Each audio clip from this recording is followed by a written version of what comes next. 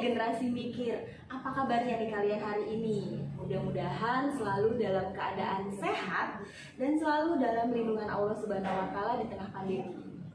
Bertemu lagi dengan Ustazah Wahyu yang akan menemani kalian 30 menit ke depan dalam acara Sobat Seru-seruan bareng orang-orang hebat.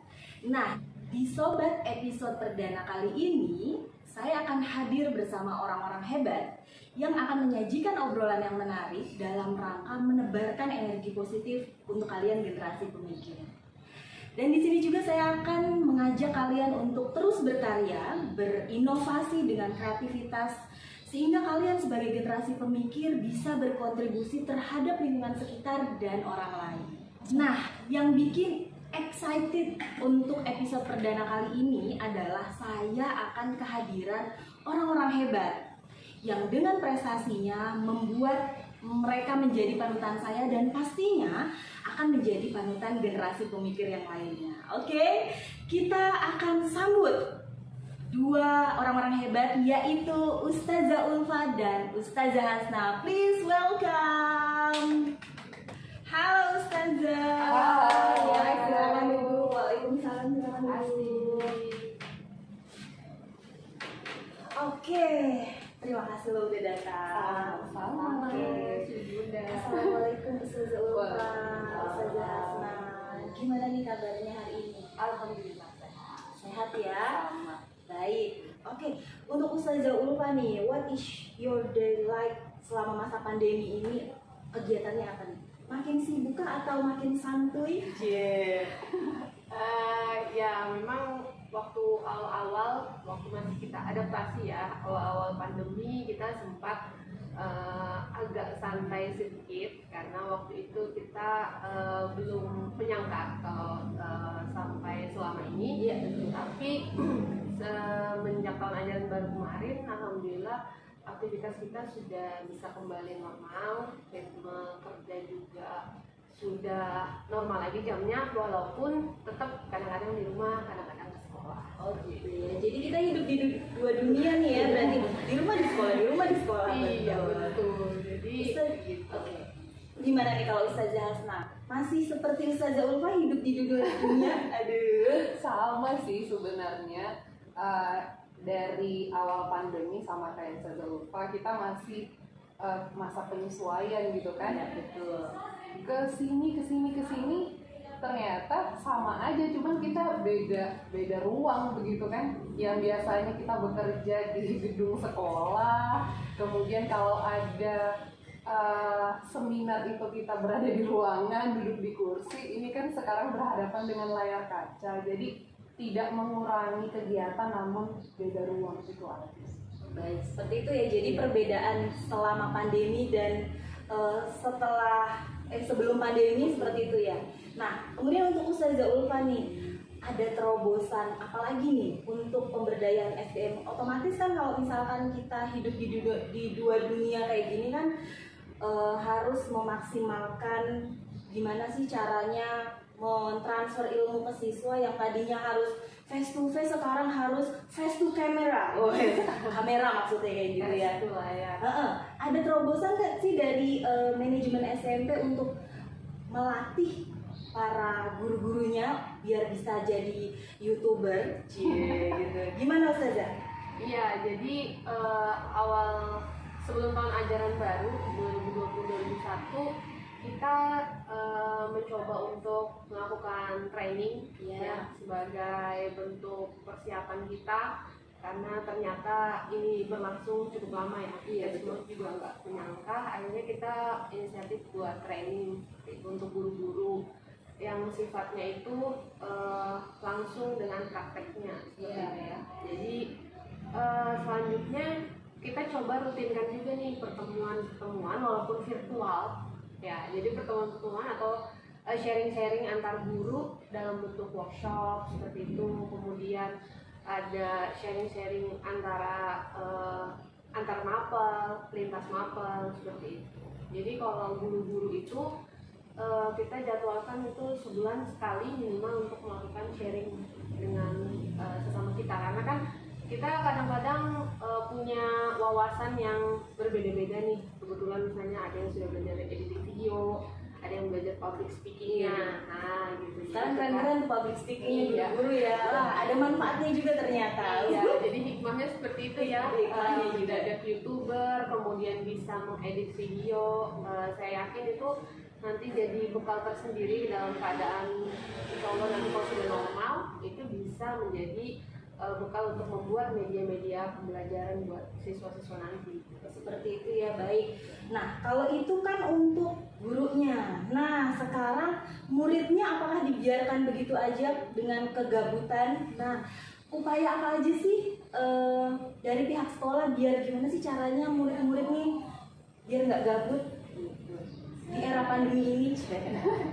Ada nggak sih program yang ditawarkan sama SMP gitu? Ya, Gimana? jadi untuk siswa memang semakin waktu awal-awal sih mereka excited ya, baru perdana pegang HP gitu ya kan. Bener-bener. Wah seru nih belajar pakai HP terus pakai laptop, tapi ternyata ya tidak menutup ini juga kesempatan juga untuk datang rasa jenuh, bosan Pasti.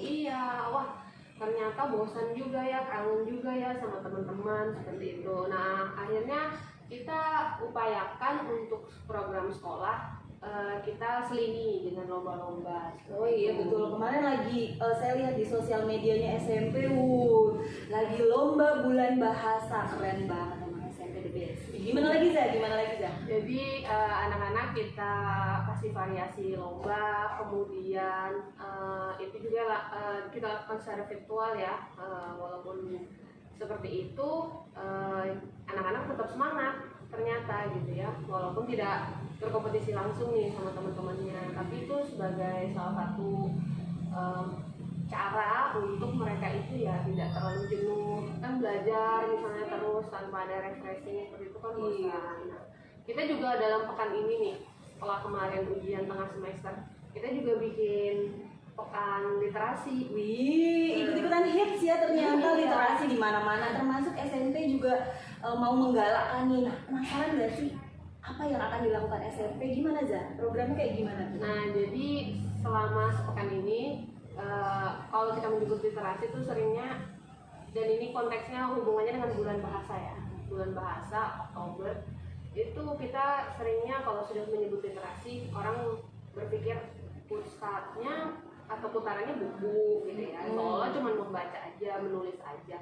Padahal untuk gerakan literasi sekolah ini gitu ya, kita ada 6 sebenarnya yang Banyak harus ya dikuasai. ternyata. Wow. Itu untuk persiapan mereka menghadapi abad 21 ada 6 literasi. Yang pertama literasi baca tulis, yaitu tentang buku, kemudian ada sains, ada literasi digital, ini penting kan untuk masa sekarang, kemudian literasi numerasi, literasi keluargaan dan budaya, dan yang terakhir finansial. Oh gitu. Jadi ya, skill-skill itu memang harus kita punya buat menghadapi atau menyesuaikan di era digital, apalagi Iya. sekarang lagi pandemi kayak gini.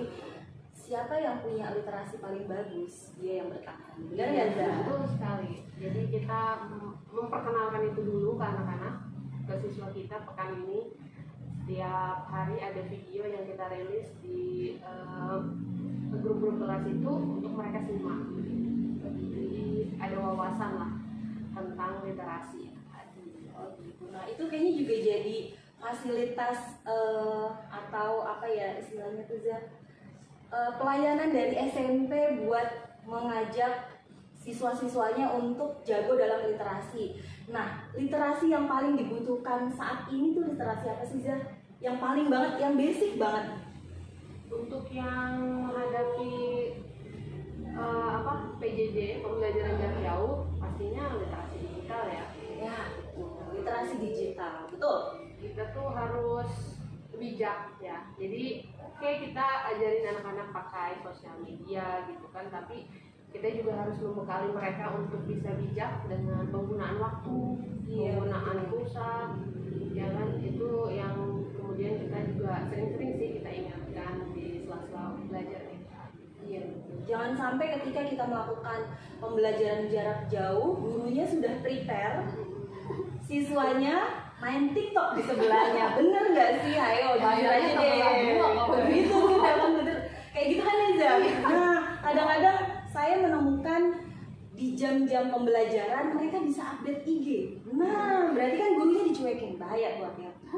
Oke, bicara tentang literasi, kita juga hari ini kedatangan seorang wanita hebat, wanita hebat yang baru saja mendapatkan prestasinya, membawa nama baik SMP khususnya dan di Yayasan As-Samil di kancah persilatan di Kalimantan Timur. Jadi ya betul, dia ini baru saja memenangkan lomba memotivasi siswa yang dilaksanakan oleh Badan Bahasa 1 Kalimantan Timur. Jadi beliau ini juara harapan kedua di semua sekolah jenjang sekolah SD, SMP, SMA Kalimantan Timur, luar biasa. Oke, kita kenalan dulu ya dengan sosoknya ini. Namanya adalah siapa Zah? Kenalan sendiri aja ya. Aduh, ini gaji buta nih. Sama saya Hasna Sofia. Saya mengajar di SMP IT DHBS. Guru berprestasi gitu. Dilihat dari cara berbicaranya aja sudah wow. Nah, Zah, bisa sharing-sharing nggak sih kemarin tuh taunya dari mana? Terus apa motivasinya kok mau-mauan gitu di antara nggak ada yang mau? Gimana Zah? Jadi awalnya itu sebenarnya lucu sih. Pertama dapat informasi ada lomba itu kan dari pihak manajemen ya. Tiba-tiba siang-siang tuh dapat japrian tuh, dapat juknis beberapa gambar gitu kan. Terus pesan di bawahnya bukan ada kalimat pilihan, biasanya kan Zah mau ikut nggak gitu ya. Gitu ya. Biasanya Sudah ditodong ya. Harus ya. Ikut ya, udah bisa doang. Aduh, ini ada surat perintah. Ini bukan kita sudah kan ikut ya di tengah-tengah setumpuk RPP, ngolah nilai terus hubungin orang tua gitu kan. Oke, diterima. Terus baca lagi juknisnya, memotivasi, memotivasi gitu ya. Ya Allah, ini hal pertama yang ada dalam benak saya itu gimana caranya emang yang mendengarkan ini termotivasi gitu kan secara tentang bahasa. Jadi memang berhubungan dengan literasi, akhirnya kenapa pengen ikutan ya itu tadi, saya coba angkat gagasan yang dekat dengan saya gitu, anak-anak. Ya kalau di video itu saya bikin pertanyaan, kenapa sih kita tuh perlu belajar bahasa Indonesia? Iya gitu betul, itu penting banget tuh. Iya kan? Bagaimana cara kita mentransfer ilmu sebagai para pendidik nih ke siswa-siswa kita bahasa Indonesia. Benar nggak sih Zah kayak gitu, ada ininya tuh kayaknya. Iya, jadi kenapa saya pengen ikut memang awalnya dari kegelisahan, selain karena todongan yang pertama, yang kedua akhirnya coba cari gagasan karena kegelisahan itu. Akhirnya oh ya coba deh cari hal-hal sederhana aja yang mau diangkat, paling tidak yang mendengarkan atau yang menyimak video itu bisa sadar gitu. Sebenarnya sadar atau tidak sadar saya kembalikan, tapi kita berharap gitu kan Zah. Dan pastinya dapat pahala Ustazah kalau ada generasi mikir yang melihat videonya kemudian termotivasi, oh iya selama ini saya ngomongnya bahasa kebanyakan bahasa informal yang tidak baku. Iya. Sampai saya pernah ya sampaikan ke anak-anak gitu. Biasa di soal itu kan ada diminta tentukan gagasan pokok dari paragraf di atas gitu ya. Terus anak-anak kan kalau memang secara teoritis itu ada ilmunya gitu untuk menentukan gagasan pokok, tapi secara kehidupan nyata saya pernah bilang kalian nggak usah pusing dengan soal menentukan gagasan pokok. Coba kalian di rumah, di sekolah dinasihatin guru BK selama 30 menit, kemudian keluar tuh dari ruang BK ditanya tadi guru BK ceramahin apa aja gitu. Itu Zah tadi saya disuruh kayak gini, terus katanya nggak boleh ini lagi. Nah secara tidak langsung kalian sudah mengamalkan yang namanya menentukan gagasan pokok. Jadi sebenarnya bahasa itu melekat sekali dengan kehidupan kita. Nah kemudian pengalamannya gimana sih cara mengumpulkannya atau gimana cara prosesnya gimana sih? Proses Apakah karyanya. Iya betul, proses karyanya apakah menggunakan video atau harus tampil di Balikpapan atau Samarinda, kita nggak tahu ya. Sob, silakan cerita aja. Tapi benar sih yang disampaikan Ustazah Ulfa itu mengenai pelatihan-pelatihan yang selama ini dilaksanakan itu memang punya efek gitu. Tidak sekadar dilaksanakan pelatihannya, tapi buat saya pribadi dapat efeknya. Yang pertama tentang public speaking itu pasti selama ini kita dituntut untuk buat media pembelajaran, buat video latihan tuh depan kamera, bayangkan. Aduh, terus ada pelatihan di depan kamera kan kemarin. Iya, betul. Pematerinya ada di sini. Ini maksudnya. Jadi gimana caranya cahaya tuh harus pas gitu kan. Ada pelatihan ngedit dan itu semuanya saya pakai di beberapa kali ini. Saya yang gagap, saya jujur saya gagap sama media-media itu yang cuma bisa ngomong doang gitu, terus harus dihadapkan dengan berbagai media. Dan kemarin itu memang proses rekamannya di perpustakaan daerah. Karena saya tidak bisa sendirian pemirsa, saya harus bawa orang. Saya bawa ini orang sebelah. Siapa ya? Kawan. Jadi banyak. Iya. Jadi selain bantu rekaman, terus saya minta ada siswa yang untuk bantu ngedit. Jadi nggak sendirian benar-benar untuk program kali ini. Itu sih. Keren ya. Tapi kalau kalian mau lihat videonya, penasaran dengan videonya, dan mudah-mudahan kalian termotivasi atau kalian lagi butuh motivasi nih gitu, kalian bisa nanti searching di YouTube-nya Ustazah Hasna ya. Jangan lupa like dan subscribe. Sekarang tuh kayak gitu. Penutupan pembelajaran tuh udah bukan cuma Assalamualaikum warahmatullahi wabarakatuh, nggak kayak gitu ya sekarang. Jangan lupa like dan subscribe. Pembukaan. Iya. Karena semuanya di YouTube. Nah, semua sekarang kita YouTuber. Jadi mau nggak mau kita harus punya keterampilan itu tadi. Iya. Dan alhamdulillahnya semua sudah diakomodir oleh manajemen SMP. Saya sangat berterima kasih. Yang tadinya kita nggak bisa ngomong, bukan nggak bisa ngomong tanda kutip ya, nggak bisa berbicara atau berkomunikasi dengan baik. Tapi gara-gara ada pelatihan seperti itu, sekarang udah pada jago-jago. Kalian bisa kepoin YouTube ustazah-ustazahnya atau guru-gurunya di SMP di YouTube kalian. Oke. Terus, nah bicara tentang Asyamil, kan SMP itu ada di bawah Yayasan Asyamil. Nah, jadi yayasan kami ini sebentar lagi akan Sweet 17. Nah, dapat KTP dong. nah, bentar lagi dapat KTP, boleh boleh dapat SIM kayak gitu ya. Nah, boleh nggak sih saya minta harapannya untuk yayasan kita tercinta ini seperti apa? Ustazah Ulfa silakan. Iya. Kalau saya harapannya untuk Yayasan Asyamil tetap memberikan pelayanan yang terbaik ya untuk guru, untuk orang tua murid, untuk siswa ya, seperti yang dilakukan selama pandemi ini sungguh luar biasa cepat ya reaksi adaptasinya seperti itu. Jadi semoga kita tetap bisa menjadi yayasan yang memberikan kontribusi untuk pembangunan ya, untuk persiapan generasi yang akan datang, terkhusus di Bontang, generasi muslim, kemudian terlebih lagi semoga bisa sampai memberikan kontribusi ke Indonesia.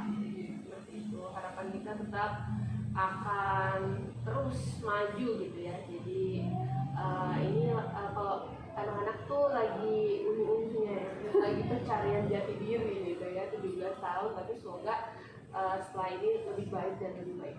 Amin ya Allah. Sekarang gimana Ustazah? Nah, harapannya apa nih untuk yayasan kita tercinta? Kalau Ustazah Ulfa sudut pandangnya untuk anak-anak, kalau saya harapannya untuk SDM-nya Siza. Ya. Karena saya benar-benar merasa Yayasan Asyamil ini salah satu lembaga yang memperhatikan SDM. Banget Ya kan, ngerasa gitu ya, dari segi kompetensinya, kemudian dari segi sosialnya, dan semoga ini dapat ditingkatkan lagi gitu, karena saya percaya bahwa SDM yang baik itu akan menghasilkan kinerja yang baik pula. Itu sih Zah. Gak mau nanya saya nggak? Pengen ya? Boleh dong. Iya boleh. Dari Kalau ini. saya sih cuma satu kalimat aja, saya bangga jadi bagian dari keluarga Iya. besar Ansal. Boleh Pak, prok. Ada ini apa nanti ada? Ada Oke, pertanyaan kedua. nah tadi kan SMP sudah melakukan upaya untuk SDM-nya atau gurunya ya. Nah kemudian udah juga untuk muridnya. Kan kolaborasi yang baik itu harus dari orang tua, murid, dan siswa gitu ya, atau sekolah ya. Nah kalau untuk orang tuanya gimana Ustazah? Ada nggak sih program yang dilakukan oleh SMP agar terjadi ini yang baik? Untuk awal tahun ajaran kemarin kita sudah secara bergiliran kelas 7, 8, dan 9 kita lakukan parenting. Karena kita dari pihak yayasan itu menggagas parenting untuk semua unit, bahkan dari TK sampai SMA. Karena kita menyadari bahwa kondisi belajar pada masa pandemi ini selain peran guru yang mencoba untuk mengubah ya, membuat pembelajaran itu secara virtual, peran orang tua sangat besar untuk melakukan pengawasan terhadap anak-anak. Dan ya sepertinya memang jadi fenomena tersendiri, tingkat stres tiba-tiba Iya, itu banyak banget tuh di sosial media yang menunjukkan orang tuanya stres, darah tinggi. Wah, ternyata tidak mudah ya kayak gitu nggak sih orang tua? mendidik anaknya di rumah. Jadi kita coba untuk memberikan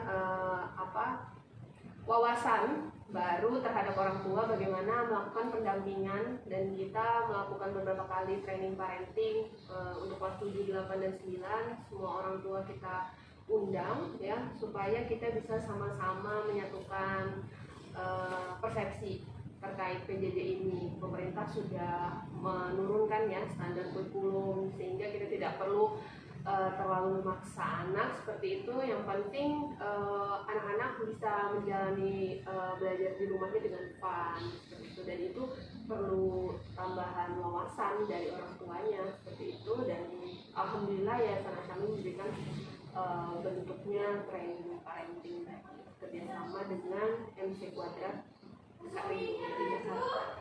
Tuh pematerinya aja didatangkan dari Jakarta, kurang apa sih? Orang tua luar biasa ya. Jadi ini saya kayak semacam stress healing untuk orang tua juga ya, mendengarkan akhirnya tergugah, oh ya selama ini saya terlalu lalai sama anak, oh kayaknya saya terlalu membebaskan seperti ini. Oke, bincang-bincang kita luar biasa hari ini, seru banget ya adik saya. Episode perdana kali ini tuh luar biasa, langsung kedatangan orang-orang super sibuk gitu, dan alhamdulillah semoga pembicaraan kita bukan hanya sekedar omong kosong, omong-omong nggak jelas gitu. Mudah-mudahan bisa diambil manfaatnya untuk kalian dan kalian sendiri. Oke, sampai ketemu minggu depan atau di episode selanjutnya. Baik, assalamualaikum warahmatullahi wabarakatuh.